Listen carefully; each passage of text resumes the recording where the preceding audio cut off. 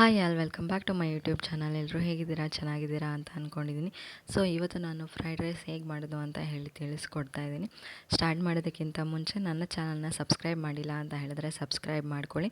ಹಾಗೆ ನಾನು ಇಲ್ಲಿ ಫ್ರೈಡ್ ರೈಸ್ಗೋಸ್ಕರ ತರಕಾರಿಗಳನ್ನ ಕ್ಯಾರೆಟು, ಬೀನ್ಸು, ಈರುಳ್ಳಿ, ಆಲೂಗಡ್ಡೆ, ಕ್ಯಾಪ್ಸಿಕಮ್ ಇತ್ತು, ಕ್ಯಾಪ್ಸಿಕಮ್ ತೊಗೊಂಡಿದ್ದೀನಿ, ಪನ್ನೀರು, ಕರಿಬೇವು ಮತ್ತು ಚಿಕ್ಕದಾಗಿ ಹೆಚ್ಚಿಟ್ಕೊಂಡಿರುವಂಥ ಬೆಳ್ಳುಳ್ಳಿ, ಶುಂಠಿನೂ ಕೂಡ ನೀವು ಇದಕ್ಕೆ ಹಾಕ್ಕೊಳ್ಬೋದು. ಹಾಗೆ ಒಂದು ಟೊಮ್ಯಾಟೋನ ಹೆಚ್ಚಿಟ್ಕೊಂಡಿದ್ದೀನಿ.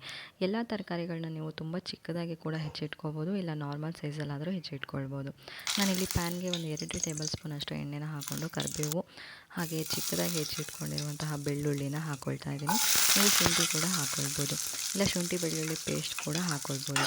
ಇದಾದಮೇಲೆ ಈರುಳ್ಳಿನ ಹಾಕ್ಕೊಂಡಿದ್ದೀನಿ. ಈರುಳ್ಳಿ ನಾನು ಈ ರೀತಿ ಸ್ಲೈಸಾಗಿ ಕಟ್ ಮಾಡಿ ಹಾಕ್ಕೊಂಡಿದ್ದೀನಿ. ನಿಮಗೆ ಬೇಕಿತ್ತು ಅಂತ ಹೇಳಿದರೆ ಉದ್ದುದ್ದಕ್ಕೆ ಇಲ್ಲ ಇನ್ನೂ ಚಿಕ್ಕದಾಗಿ ಕೂಡ ಹೆಚ್ಚಿಟ್ಕೊಳ್ಬೋದು, ಅದನ್ನು ಹಾಕ್ಕೊಂಡು ಫ್ರೈ ಮಾಡ್ಕೊಳ್ಬೋದು.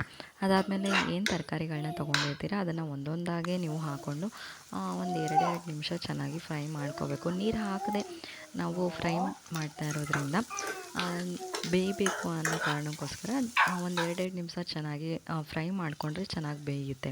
ಸೊ ಅದಾದಮೇಲೆ ಈಗ ಕ್ಯಾರೆಟ್ ಆಯಿತು, ಬೀನ್ಸ್ ಆಯಿತು, ಕ್ಯಾಪ್ಸಿಕಮ್ನ ಹಾಕ್ಕೊಳ್ತೀನಿ. ಕ್ಯಾಪ್ಸಿಕಮ್ ನಿಮಗೆ ಆಪ್ಷನಲ್ಲು ಹಾಕ್ಕೊಂಡ್ರೆ ಹಾಕ್ಕೊಳ್ಬೋದು, ಇಲ್ಲಾಂದರೆ ಇಲ್ಲ. ಹಾಗೆ ಆಲೂಗಡ್ಡೆನೂ ಕೂಡ ಎಲ್ಲ ತರಕಾರಿಗಳನ್ನ ಹಾಕಿ ಚೆನ್ನಾಗಿ ಫ್ರೈ ಮಾಡೋದ್ರಿಂದ ಟೇಸ್ಟು ಕೂಡ ಚೆನ್ನಾಗಿರುತ್ತೆ. ಆಲೂಗಡ್ಡೆ ಹಾಕಾದ್ಮೇಲೆ ಫ್ರೈ ಮಾಡಿಕೊಂಡು ಇದಕ್ಕೆ ನೀವು ಅಚ್ಕಾರದ ಪುಡಿ, ಗರಂ ಮಸಾಲ, ಧನಿಯಾ ಪೌಡರು, ಪೆಪ್ಪರ್ ಪೌಡರು ಈ ರೀತಿಯಾಗಿ ಹಾಕ್ಕೊಂಡು ಮಿಕ್ಸ್ ಮಾಡಿಕೊಂಡು ಅದಾದಮೇಲೆ ಟೊಮೆಟೊನ ಹಾಕ್ಕೊಂಡು ಟೊಮೆಟೊ ಚೆನ್ನಾಗಿ ಮೆತ್ತಗಾಗಬೇಕು, ಫುಲ್ ಸಾಫ್ಟ್ ಆಗೋವರೆಗೂ ಚೆನ್ನಾಗಿ ಫ್ರೈ ಮಾಡಿಕೊಂಡು ಇದಕ್ಕೆ ನಿಮಗೆ ಎಷ್ಟು ರುಚಿಗೆ ಎಷ್ಟು ಬೇಕೋ ಅಷ್ಟನ್ನು ಉಪ್ಪನ್ನ ಹಾಕ್ಕೊಂಡು ಅದಾದಮೇಲೆ ಪೆಪ್ಪರ್ ಪೌಡರೂ ಕೂಡ ಅಷ್ಟೇ. ಇಲ್ಲಿ ಹಸಿಮೆಣ್ಸಿನ್ಕಾಯಿನ ಯೂಸ್ ಮಾಡದೇ ಇರೋ ಕಾರಣ ನೀವು ಪೆಪ್ಪರ್ ಪೌಡರು, ಗರಂ ಮಸಾಲ ಈ ರೀತಿ ಪೌಡರ್ ಮಸಾಲಗಳನ್ನ ಹಾಕ್ಕೊಂಡು ಖಾರನ ಅಡ್ಜಸ್ಟ್ ಮಾಡ್ಕೊಳ್ಬೋದು. ನಾನಿಲ್ಲಿ ಉಪ್ಪನ್ನು ಹಾಕ್ಕೊಳ್ತಾ ಇದ್ದೀನಿ, ಹಾಗೆ ಪೆಪ್ಪರ್ ಪೌಡರ್ನ ಕೂಡ ಹಾಕ್ಕೊಳ್ತಾ ಇದ್ದೀನಿ. ಹಾಕ್ಕೊಂಡಾದಮೇಲೆ ಒಂದು 2ರಿಂದ 3 ನಿಮಿಷ ಬೇಯೋದಕ್ಕೆ ಲಿಡ್ನ ಕ್ಲೋಸ್ ಮಾಡಿ ಬೇಯೋದಕ್ಕೆ ಬಿಟ್ಬಿಡಿ.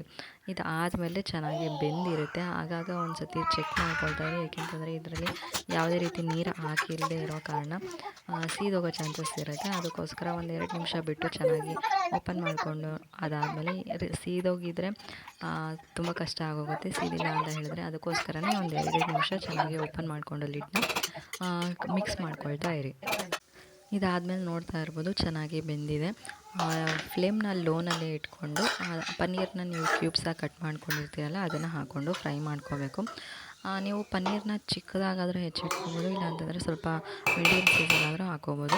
ಈ ರೀತಿ ನಾನು ಅನ್ನನ ಪಾತ್ರೆಯಲ್ಲೇ ಮಾಡ್ಕೊಳ್ತಾ ಇದ್ದೀನಿ. ಹಾಗೆ ಗಂಜಿನೂ ಕೂಡ ತೆಗೆದಿದ್ದೀನಿ. ಯಾರೆಲ್ಲ ಈ ರೀತಿಯಾಗಿ ಗಂಜಿ ತೆಗೆದ್ಬಿಟ್ಟು ಅದಕ್ಕೆ ಒಂಚೂರು ಅನ್ನ ಹಾಕ್ಕೊಂಡು ಉಪ್ಪು ಹಾಕ್ಕೊಂಡು ಕುಡಿತೀರಾ ಅಂತ ಹೇಳಿ ಕಮೆಂಟ್ ಮಾಡಿ ತಿಳಿಸಿ.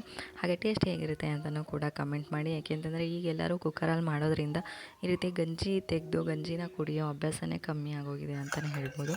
ಸೊ ಯಾರೆಲ್ಲ ಈ ರೀತಿ ಗಂಜಿನ ಕುಡಿತೀರಾ ಅದನ್ನು ಕಮೆಂಟ್ ಮೂಲಕ ನನಗೆ ತಿಳಿಸಿ. ಸೊ ಹಾಗಿದ್ರೆ ಫ್ರೈಡ್ ರೈಸ್ ಕೂಡ ಗ್ರೇವಿ ರೆಡಿ ಆಗಿದೆ. ಅದನ್ನು ರೈಸ್ಗೆ ಮಿಕ್ಸ್ ಮಾಡಾದಮೇಲೆ ಪನ್ನೀರ್ ಫ್ರೈಡ್ ರೈಸು ರೆಡಿ ಆಗಿದೆ. ಹೇಗಿತ್ತು ಇವತ್ತಿನ ರೆಸಿಪಿ ಅಂತ ಹೇಳಿ ಕಮೆಂಟ್ ಮೂಲಕ ತಿಳಿಸಿ. ಹಾಗೆ ಲೈಕ್ ಮಾಡೋದನ್ನು ಕೂಡ ಮರಿಬೇಡಿ. ಇನ್ ಕೇಸ್ ನೀವು ಇನ್ನೂ ಸಬ್ಸ್ಕ್ರೈಬ್ ಆಗಿಲ್ಲ ಅಂತ ಹೇಳಿದ್ರೆ ಸಬ್ಸ್ಕ್ರೈಬ್ ಮಾಡಿ, ಹಾಗೆ 1000 ಸಬ್ಸ್ಕ್ರೈಬ್ ರೀಚ್ ಆಗೋವರೆಗೂ ಸಪೋರ್ಟ್ ಮಾಡಿ ಅಂತ ಹೇಳ್ತಾ ನನ್ನ ಈ ವ್ಲಾಗ್ನ ಇಲ್ಲಿಗೆ ಎಂಡ್ ಮಾಡ್ತಾಯಿದ್ದೀನಿ. ಇಷ್ಟ ಆಗಿದರೆ ಲೈಕ್ ಮಾಡಿ, ಶೇರ್ ಮಾಡಿ, ಕಮೆಂಟ್ ಮಾಡಿ, ಹಾಗೆ ಸಬ್ಸ್ಕ್ರೈಬ್ ಕೂಡ ಮಾಡೋದನ್ನು ಮರಿಬೇಡಿ. ಟೇಕ್ ಕೇರ್, ಬಾಯ್.